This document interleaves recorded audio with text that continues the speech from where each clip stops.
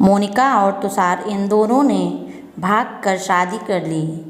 मोनिका मात्र 20 साल की और तुषार 25 साल का था। मोनिका अमीर घर से थी और तुषार मध्यम वर्गीय परिवार से। मोनिका के घर वालों को इस रिश्ते से विरोध था। उसके पिता को मोनिका के लिए अमीर लड़का चाहिए था। वैसे भी मोनिका के पापा के मुताबिक उनकी शादी करने की उम्र भी नहीं थी। थोड़ी सी समझ आने पर वह तुषार को भूल जाएगी, ऐसा मोनिका के पिताजी को लगता था। तुषार के माता पिता को इस शादी से कोई दिक्कत नहीं थी। मोनिका की पढ़ाई पूरी हो और तुषार को भी अपने कैरियर पर अच्छे से ध्यान देना चाहिए, ऐसी उनकी इच्छा थी। बाद में वक्त आने पर वह मोनिका के माँ पापा से बात करेंगे, ऐसा उन्होंने तुषार को बोला। एक बार मोनिका और तुषार को बाहर घूमते हुए मोनिका के भाई ने देख लिया। मोनिका को ज़बरदस्ती से घर ले गए। उसके घर में एक ही तमाशा होने लगा। उन्होंने मोनिका का घर के बाहर जाना आना बंद करवा दिया।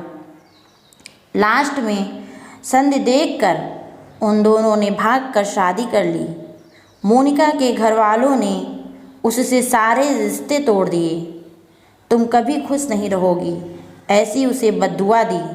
तुषार के घर वालों को उनका विरोध नहीं था, पर उन दोनों ने जो निर्णय लिया था उसके माँ पापा को पसंद नहीं आया।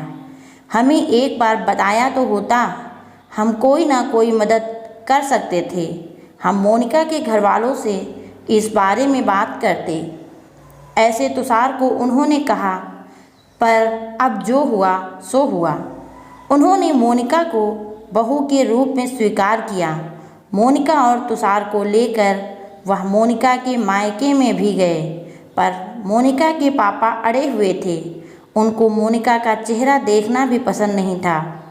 पापा के खिलाफ जाने में माँ की हिम्मत नहीं हो रही थी। मोनिका के लिए अब मायका पूरी तरह से छूट गया। धीरे धीरे मोनिका का तुषार के घर में मन लगने लगा। अब अपना जो कुछ भी है वह यहाँ पर ही है, यह उसे समझ आ गया। मोनिका बड़े लाड प्यार से बड़ी हुई है। उसे कोई भी काम की आदत नहीं थी। हमें ही उसे सब कुछ सिखाना पड़ेगा। इसकी तुषार की माँ को यानी मोनिका की सास को पता था सब कुछ अच्छा चल रहा था, पर नियति के मन में कुछ अलग ही चल रहा था। उनकी शादी को जैसे तैसे 1 साल हुआ था और एक एक्सीडेंट में तुषार दुनिया छोड़कर चला गया। सभी पर दुख का पहाड़ टूट पड़ा। ऐन जवानी में अपने बेटे की मृत्यु होने के कारण तुषार के पापा को जबरदस्त मानसिक धक्का लगा। मोनिका भी पूरी तरह से टूट गई थी। अभी तो उनकी गृहस्थी शुरू ही हुई थी। मोनिका के मायके वालों को भी यह बात मालूम पड़ी, तब भी मोनिका के मायके वाले कोई भी नहीं आए। तुषार की माँ इन सब में धैर्य से बर्ताव कर रही थी। तुषार के अंतिम संस्कार का कार्य निपटाकर उन्होंने मोनिका को उसके मायके छोड़ आने का निर्णय पक्का किया, पर मोनिका मायके जाने के लिए तैयार नहीं थी। उन्होंने मोनिका को बहुत समझाने की कोशिश की, बेटी तुम्हारे सामने पूरी ज़िंदगी पड़ी है, इसे बर्बाद मत करो। मैं बात करूंगी तुम्हारे माँ पापा से, ज़रूरत पड़ी तो मैं उनके पैर तक पकड़ लूँगी। उसे समझाकर वह उसे उसके मायके लेकर गए, पर वहाँ भी उन्हें निराशा ही मिली। उसके मायके वालों का गुस्सा मोनिका पर से कम नहीं हुआ था। तुषार की माँ ने बहुत मनाने के बाद भी उन्होंने मोनिका को माफ़ नहीं किया।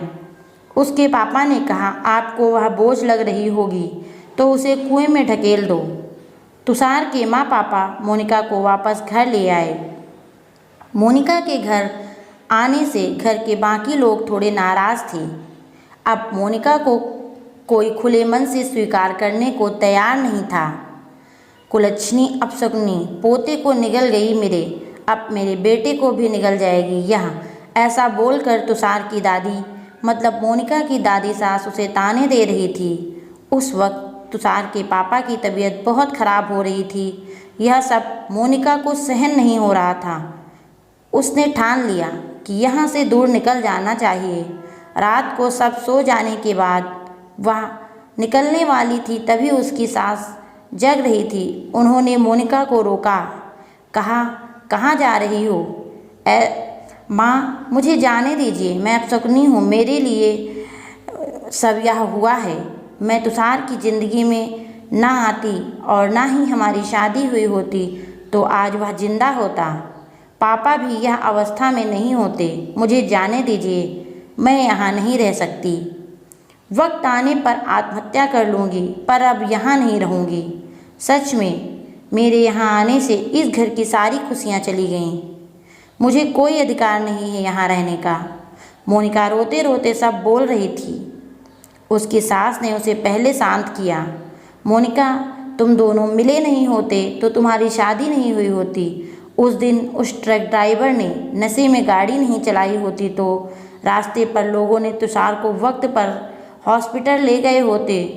बहुत तो हैं बेटा, और अब वक्त निकल गया इन सब बातों का विचार करने का। तुषार तो मेरा बेटा था, मेरी क्या अवस्था हुई होगी इन सब में। एक बार तो विचार किया तुमने? वह तो चला गया और अब तुम भी छोड़कर चली जाओगी मुझे। मोनिका, तुम मुझ पर बोझ थी, इसलिए मैं तुम्हें तुम्हारे मायके छोड़ने नहीं गई थी। तुम्हारे सामने पूरी ज़िंदगी है, किसी के चले जाने से हम जीना तो नहीं छोड़ सकते। यहाँ से ज़्यादा तुम वहाँ पर खुश रहोगी, क्योंकि यहाँ तुषार की यादें तुम्हें हमेशा दुख देंगी। ऐसे में सोचती थी, पर जाने दो, जो हुआ सो हुआ। अब तुम तुम्हारी पढ़ाई पूरी करोगी और मैं हूँ तुम्हारे साथ। अब इनकी चिंता करने के लिए मैं हूँ ना, सिर्फ तुम्हारा साथ चाहिए मुझे। बेटा, इन सब में तुषार के जाने से हर कोई परेशान था। हर किसी का बोलने का तरीका अलग हो गया है। तुम्हारा दुख मैं अच्छे से समझ सकती हूँ, पर अब तुम्हें संभलना होगा। लोगों का बोलना नज़रअंदाज करना होगा। मन लगाकर पढ़ाई करनी पड़ेगी। तुम कोई भी गलत फैसला नहीं लोगी, इसका मुझे वचन दो। मैंने मेरा जवान बेटा गंवाया है और अब बेटी को नहीं खोना चाहती। सास की बातें सुनकर मोनिका को रोना आया। उसने सास को गले लगाया। माँ, मैं कहीं नहीं जाऊंगी आपको छोड़कर। आप जैसा बोलेंगी वैसा ही करूंगी। मोनिका की सास भी मन भर के रोई। आज पहली बार उनका दुख फूट कर बाहर आया था। आगे मोनिका ने मन लगाकर पढ़ाई की। बहू नहीं, वह उस घर की बेटी बनी। बहुत सारे ताने, बुरी बातें सुनी उसने। हर एक राह पर उसकी सास ने उसका साथ दिया। वो दोनों एक दूसरे की ताकत बनी। मोनिका आज IAS अधिकारी बनी। अब उसे दोष देने वाले लोगों का मुंह बंद हो गया। मोनिका के मायके वालों को भी ये खबर पता चली। उसके पापा के सिवाय मायके के बाकी लोग उसे पूछने लगे थे। सास ने अच्छा जोड़ीदार चुनकर मोनिका की दूसरी शादी करवाई। शादी के बाद भी मोनिका इस माँ को कभी नहीं भूली। सास की अंतिम काल में भी मोनिका रात का दिन करके सेवा में हाजिर होती।